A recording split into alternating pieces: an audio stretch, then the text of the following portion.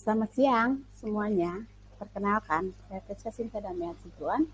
Saya mengajar di SMA Negeri 13 Depok, mata pelajaran bahasa Inggris di grade 10. Untuk kali ini kita akan membahas tentang recount text, karena recount text ini akan dipelajari pada semester 2 nanti. Oke. Nah, apa sih yang disebut dengan recount text? Recount text itu adalah a text itself expresses the past event of someone's experience. Jadi ada kejadiannya, kejadian yang dialami di masa, atau yang terjadi di masa lampau.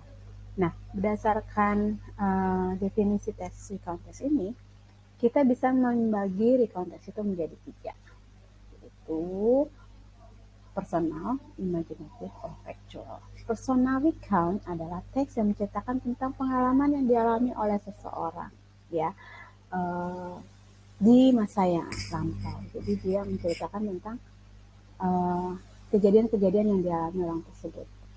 Biasanya personal records ini bisa merujuk kepada biografi, autobiografi, ya. Kalau untuk factual recount adalah suatu teks yang membahas tentang kejadian-kejadian di masa lampau, ya. Di sini biasanya dia berdasarkan fakta, bukan berdasarkan feeling or voice someone's feelings. Jadi lebih mengarah ke fakta. Kalau menurut saya, factual recount itu biasanya dilarikan ke bagian atau bidang laporan, laporan suatu kejadian. Dan kemudian yang ketiga adalah imaginative recount. Imaginative recount itu adalah kejadian di masa lalu yang dialami seseorang atau sekelompok orang, tetapi kejadian tersebut tidak nyata, hanya imajinasi belaka. Biasanya tujuan pembuatan imaginative recount ini adalah untuk mengentertain atau menghibur orang lain. Kejadian imaginative recount ini bisa muncul dalam teks-teks naratif teks, ya, cerita yang memang bertujuannya hanya untuk mengentertain, karena dia tidak nyata. Nah, berdasarkan jenis teks tersebut, maka kita bisa menyimpulkan fungsi teks tersebut. Fungsi teks dari recount text ini, yaitu to tell someone experience or to give information of past event, and the last one is to entertain other with someone's experience.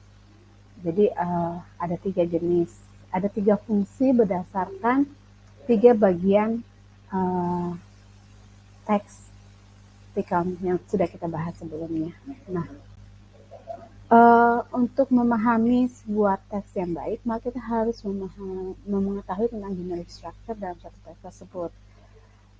Generic structure-nya ada 3, yaitu orientation, series of event, dan reorientation. Orientation itu adalah menceritakan bagaimana, bukan bagaimana, tetapi siapa pelakunya, kapan, dan di mana.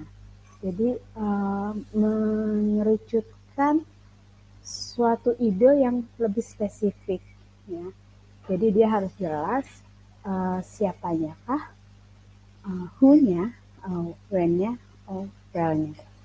Nah, setelah itu kita akan dihubungkan dengan series of event. Series of event itu adalah kejadian-kejadian yang diceritakan dalam recount text yang memang terjadi di masa lampau.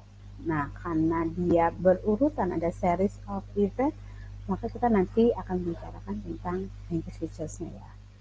Dan yang terakhir dari orientation, pada beberapa penulis somehow mereka tidak menuliskan lagi reorientation, tetapi ada kalanya penulis perlu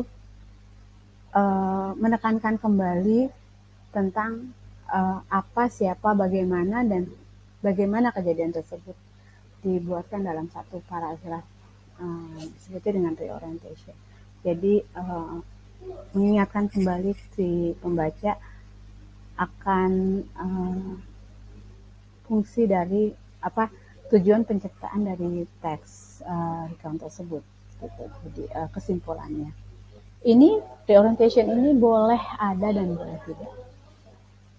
Dan untuk language features ada 3 minimal yang sudah saya katakan. Yang paling simpelnya yaitu karena diceritakan di masa yang akan lampau, masa yang lampau, maka dia menggunakan past tense, simple past tense. I went to Jakarta, I ate a lot, visited Bali last year, and for the next time we are going to talk about how to uh, apa ya, good past tense.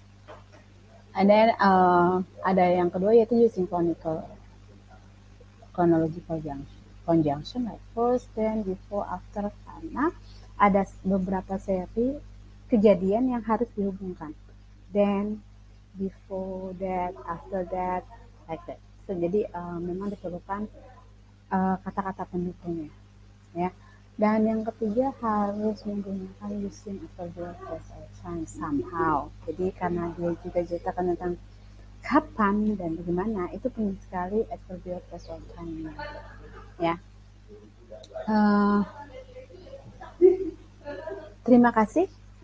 Ini 10 menit tentang recount text. For the next time we are going to talk about recount text with the real text-nya. Kita akan bahas bagaimana dan akan mengidentifikasi bagian-bagian teks yang terdapat dalam satu teks tersebut. Terima kasih. Semoga video ini bermanfaat buat yang lain. Dan semoga kita sehat selalu. Salam sejahtera. Semangat Bapak Ibu semua.